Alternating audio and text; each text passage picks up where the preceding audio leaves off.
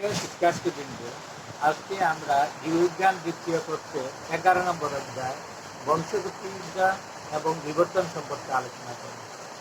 আমরা জানি Gregor Johann Mendel বংশগতিবিদ্যার জনক। তিনি মটরশুঁটি নিয়ে দীর্ঘ 7 বছর গবেষণা করে বংশগতিবিদ্যার উপর দুটি সূত্র প্রদান করেন। এই সূত্রকে মেন্ডেলিজম বলা হয় বা বংশগতি সূত্র বলা হয়। তার প্রথম সূত্র হচ্ছে ল অফ সেগ্রিগেশন বা পৃথকীকরণ সূত্র।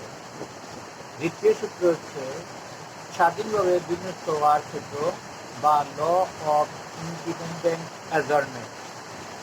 আমরা আজকে প্রথম সূত্রের ব্যাখ্যা এবং ব্যতিক্রম আলোচনা করব। প্রথম সূত্র ল অফ সেগ্রিগেশন বা পৃথকীকরণ সূত্র সংকর জীবে বিপরীত বৈশিষ্ট্য নিয়ন্ত্রণকারী জীব বা ফ্যাক্টর নিশ্চিত বা পরিবর্তিত না হয়ে পাশাপাশি অবস্থান করে পরবর্তী জন্মের উদ্দেশ্যে গেনের সৃষ্টির সময় পরস্পর থেকে পৃথক হয়ে ভিন্ন ভিন্ন গেনকে গঠন করে। মেন্ডেলের এই সূত্রটি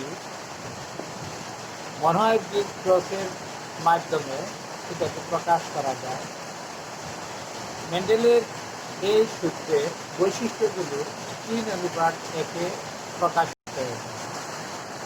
আমরা মনোহাইব্রিড ক্রসের বা এক সংকর ক্রসের মাধ্যমে আমরা এই সূত্রটি ব্যাখ্যা করতে পারি। মনোহাইব্রিড ক্রস হচ্ছে পরস্পর একজোড়া বিপরীত বৈশিষ্ট্য সম্পন্ন একই প্রজাতির দুটি জীবের মধ্যে ক্রস। আমরা কালো গিনিপিগ এবং সাদা গিনিপিগ উদাহরণ হিসেবে ধরতে পারি। কালো গিনিপিগের কালো বর্ণ সাদা গিনিপিগের সাদা বর্ণের উপর ডমিনেন্ট হচ্ছে দুইটি জিন পরস্পর অবস্থান করলে দুইটি জীবের মূল বৈশিষ্ট্য পরস্পর অবস্থান করলে যে বৈশিষ্ট্যটি প্রকাশিত হয় সেই বৈশিষ্ট্যটি প্রকাশ বৈশিষ্ট্য। এক্ষেত্রে কালো বৈশিষ্ট্যটি সাদা বৈশিষ্ট্যের উপর প্রকট। কালো বৈশিষ্ট্যের গিনিপিগ এবং সাদা বৈশিষ্ট্যের গিনিপিগের মধ্যে যদি সংকর করানো হয় তাহলে F1 জেনু বা প্রথম বংশধরে শুধুমাত্র কালো গিনিপিগের সৃষ্টি হয়ে থাকে। তবে এই কালো গিনিপিগটা হচ্ছে কি হেটারোজাইগাস। সাধারণত হেটারোজাইগাস কাকে বলা হয়? যখন কোনো বৈশিষ্ট্য নিয়ন্ত্রণকারী বিপরীত দুইটি জিন পরস্পর বিপরীত হয়ে থাকে তখন এদেরকে বলা হচ্ছে এ ধরনের জীবকে বলা হচ্ছে হেটারোজাইগাস। F1 জেনুর মধ্যে স্বপরাগায়ন ঘটলে F2 জেনুতে দেখা যায়, দ্বিতীয় বংশধরে দেখা যায় কালো বৈশিষ্ট্যের গিনিপিগ এবং সাদা বৈশিষ্ট্যের গিনিপিগ, এই দু ধরনের গিনিপিগের সৃষ্টি হয় এবং কালো গিনিপিগের সংখ্যা হয় 3 এবং সাদা বৈশিষ্ট্যের গিনিপিগ হয় সাদা রঙের গিনিপিগ হয় 1, অর্থাৎ 3:1 অনুপাতে বৈশিষ্ট্য প্রকাশিত হয়ে থাকে। আমরা যদি কালো বর্ণের জন্য দায়ী দিন দড়ি বি এবং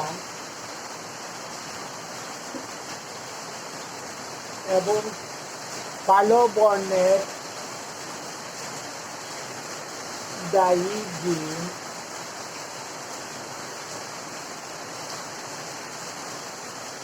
বি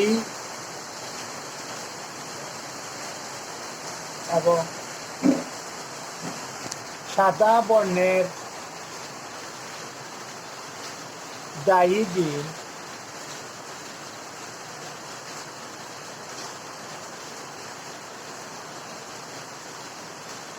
বি।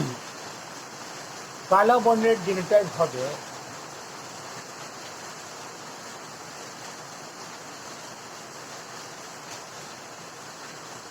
জিনোটাইপ হবে বি বি। সাদা বর্ণের জিনোটাইপ হবে বি বি। কালো বর্ণের জিনিপিগ C1,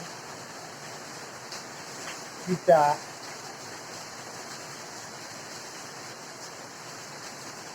ক্রস, মাতা,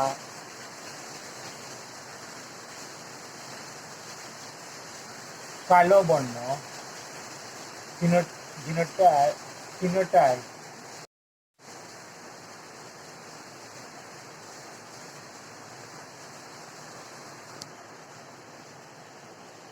কালো বর্ণ, সাদা বর্ণ genotype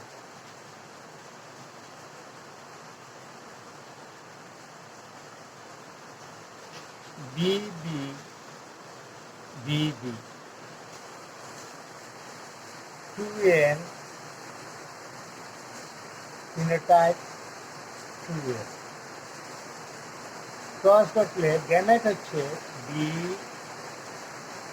B B B B. এটা আর এটা এটা এই বি আর এই বির মধ্যে ক্রস কাটাবে B B B B B B B B. F1 জনু genotype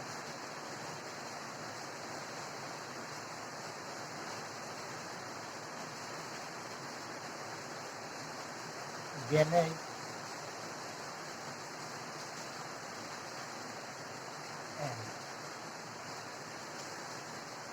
genotype BB 2N genotype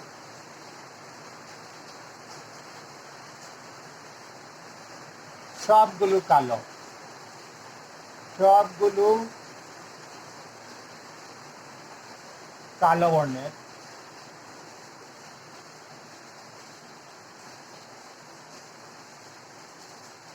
hetero জায়গা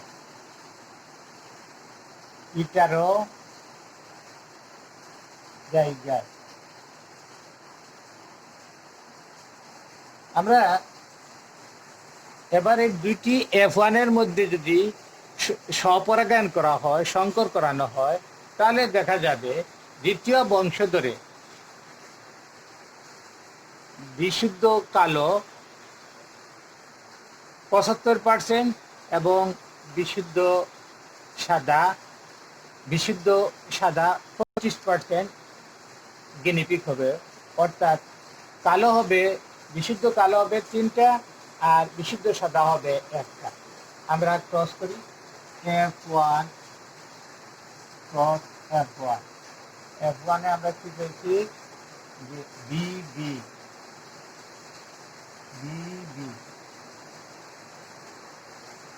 এটা আমরা দিলাম, এটা আমরা 3 দিলাম। আর এটা হেটারো জায়গা এটা 2N। আমরা গ্যামেট এটা হবে 2 ধরনের বি বি, এটা হবে বি বি বি গ্যামেট। এখন চেকার বোর্ডে আমরা এটা দেখাতে পারি।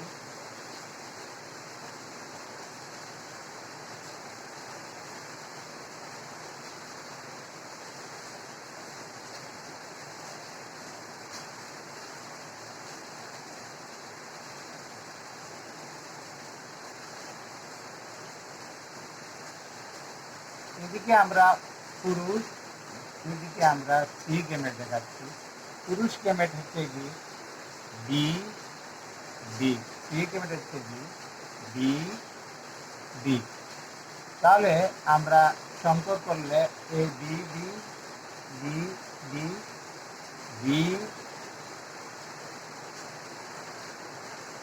বি বি বি কালো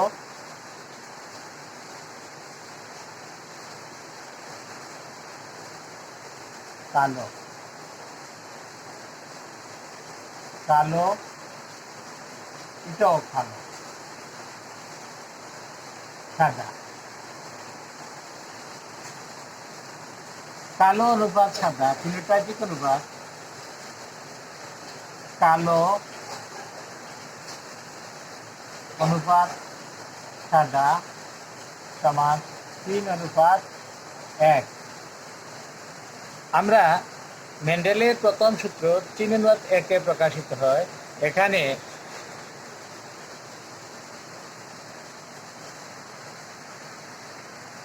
জিনোটাইপিক অনুপাত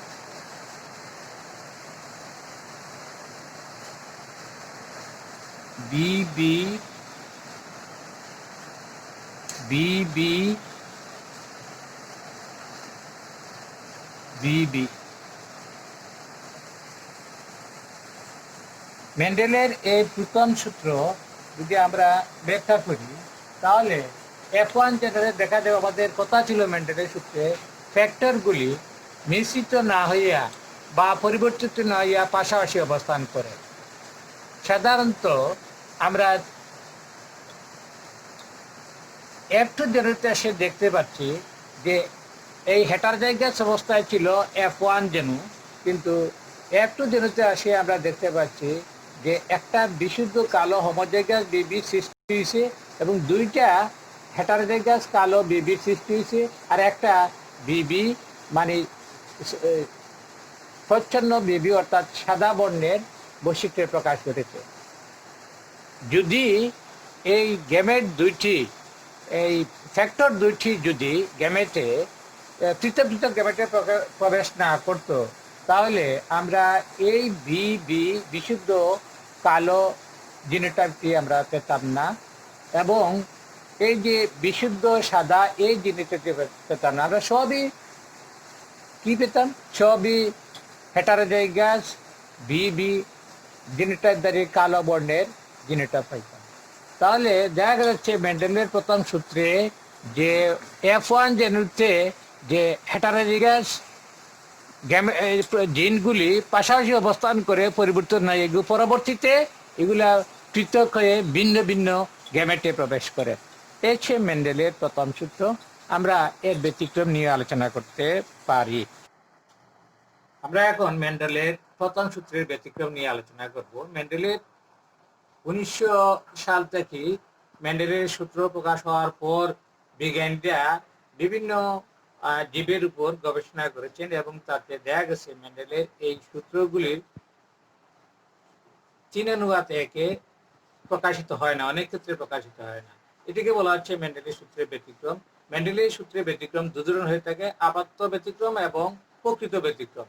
সাধারণত আপাত ব্যতিক্রম এগুলোকে আমরা বলতে পারি অসম্পূর্ণ প্রকটতা, সমপ্রকটতা এবং লিথালজি। অসম্পূর্ণ প্রকটতা হচ্ছে কি, যখন দুইটি বিশুদ্ধ বর্ণের জন্য দায়ী জিনগুলি F1 জেনারেশনে কোনো বৈশিষ্ট্য উপর প্রকট না হয়ে উভয়ের মিশ্রিত একটা বৈশিষ্ট্য প্রকাশ করে, এটাকে বলা হচ্ছে অসম্পূর্ণ প্রকটতা। অর্থাৎ কোনো বৈশিষ্ট্য অন্য বৈশিষ্ট্যের উপর পুরোপুরি প্রকট নয়। আমরা উদাহরণ হিসাবে সন্ধ্যা মালতীর কথা বলতে পারি। সন্ধ্যা মালতী লাল বর্ণের এবং সন্ধ্যা মালতী সাদা বর্ণের। এই সন্ধ্যা মালতী লাল বর্ণের পিতৃ উদ্ভিদের সাথে সন্ধ্যা মালতী সাদা বর্ণের মাতৃউদ্ভিদের মধ্যে ক্রস ঘটালে প্রথম বংশধর বা F1 জেনুতে শুধুমাত্র দেখা যায় গোলাপি বর্ণের সন্ধ্যা মালতী পাওয়া যায়।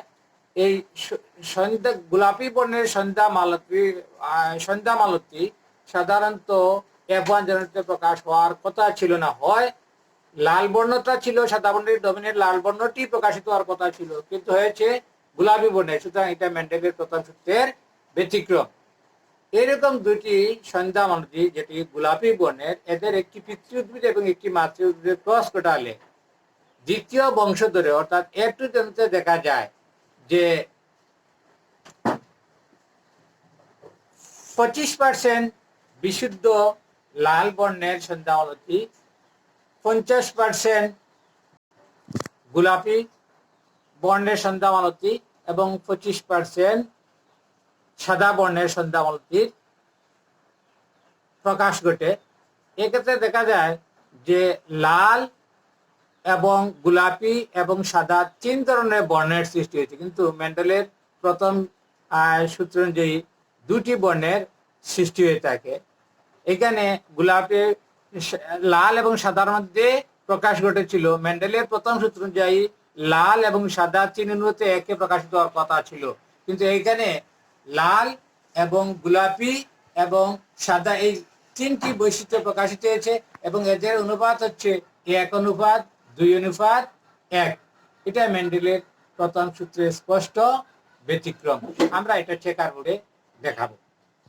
এখন আমরা মেন্ডেলের প্রথম সূত্রের ব্যতিক্রম অসম্পূর্ণ প্রকটতা ব্যাখ্যা করব। আমরা এর জন্য সন্ধ্যামালতি 2 ধরনের সন্ধ্যামালতি নিলাম। এক ধরনের হলো লাল বর্ণের, একটা হলো সন্ধ্যামালতি সাদা বর্ণের। লাল বর্ণের জন্য দায়ী জিন আমরা ধরলাম আর, লাল বর্ণের সন্ধ্যামালতি জিনোটাইপ হলো আর, সন্ধ্যামালতি সাদার জিন ধরলাম আমরা ডাব্লিউ এবং এটার জিনোটাইপ হবে ডাব্লিউ। এই P1 হচ্ছে কি পিতামাতা, প্রথম পিতামাতা। এই আর থেকে আর গ্যামেট তৈরি হলো এবং ডাব্লিউ গ্যামেট সৃষ্টি হলো। এই গ্যামেটগুলি পরবর্তীতে ক্রস হলো, F1 জেনেটিতে ক্রস হয়ে আর ডাব্লিউ, অর্থাৎ জিনোটাইপ হলো কি হেটারোজাইগাস এবং এদের বৈশিষ্ট্য হলো কি গোলাপি বর্ণের, অর্থাৎ এরা গোলাপি রং ধারণ করলো। মেন্ডেলের প্রথম সূত্র ছিল যে এইখানে হয় লাল বর্ণের হবে অথবা সাদা বর্ণের হতো। এখানে লাল বর্ণটি সাদা বর্ণের উপর প্রকট, সুতরাং এখানে লাল বর্ণের হওয়ার কথা ছিল, কিন্তু লাল বর্ণটি সম্পূর্ণভাবে সাদা বর্ণের উপর প্রকট না হওয়ার কারণে এটা মিশ্র একটা বর্ণ গোলাপি বর্ণ ধারণ করলো। এটা মেন্ডেলের প্রথম সূত্র স্পষ্টত ব্যতিক্রম। আমরা পরবর্তী জেনারেশন যাই। F1 এর মধ্যে দুইটি প্রথম জনু বা প্রথম বংশধরের মধ্যে ক্রস ঘটালে আমরা দেখি এখানেও ক্রস ঘটালে দেখা যাচ্ছে যে বিশুদ্ধ লাল একটি, গোলাপি 2টি এবং সাদা একটি বৈশিষ্ট্য আত্মপ্রকাশ করে, অর্থাৎ লাল অনুপাত গোলাপি এবং সাদা অনুপাত 1:2:3। মেন্ডেলের প্রথম সূত্র অনুযায়ী আমরা এখানে মেন্ডেলের প্রথম সূত্র দেখাচ্ছি। বর্ণ হচ্ছে কি কালো এবং সাদা বর্ণের ক্রস ছিল এবং অনুপাত হচ্ছে 3:1। এখানে আমরা দেখাচ্ছি সন্ধ্যামালতি লাল, সন্ধ্যামালতি সাদা ক্রস ঘটাইছি, কিন্তু এখানে 3টা বর্ণ পাওয়া গেছে, লাল, গোলাপি, সাদা, এবং এর অনুপাত পাওয়া গেছে 1:2:3। এটা স্পষ্ট ব্যতিক্রম। মেন্ডেলের আরেকটি সূত্রের আরেকটি ব্যতিক্রম হচ্ছে সমপ্রকটতা। সংকর জীবে যে 2টি জিন থাকে, এই 2টি জিনের কোনোটাই প্রকট থাকে না অথবা প্রচ্ছন্ন থাকে না, দুটাই সমভাবে প্রকাশিত হয়ে থাকে। এইখানে এটাকে বলা হচ্ছে সমপ্রকটতা। আমরা উদাহরণ হিসেবে বলতে পারি আন্দুলিসিয়ান কালো বর্গের মুরগ এবং সাদা বর্ণের মুরগের মধ্যে ক্রস ঘটালে F1 জেনারেশনে কালো বর্ণের মুরগির মাঝে সাদা বর্ণের পালক দেখা যায় এবং এই কালো বর্ণ ও সাদা বর্ণের মিশ্রিত মুরগ দুইটির মধ্যে ক্রস ঘটালে F2 জেনারেশনে কালো পাওয়া যায় 25% এবং কালো ও সাদা মিশ্রিত পাওয়া যায় 50% এবং সাদা পাওয়া যায় 25%। অর্থাৎ কালো এবং সাদা মিশ্রিত অনুপাত সাদা পাওয়া যায় 1:2:1। এটা মেন্ডেলের সূত্রের স্পষ্ট ব্যতিক্রম এবং এটা সমপ্রকটতার উদাহরণ। আমরা আরেকটা মেন্ডেলের প্রথম সূত্রের ব্যতিক্রম লিথাল জিন দ্বারা আমরা প্রকাশ করতে পারি। এক্ষেত্রে অনুপাত 3:1 পরিবর্তে 2:1 প্রকাশিত হয়ে থাকে।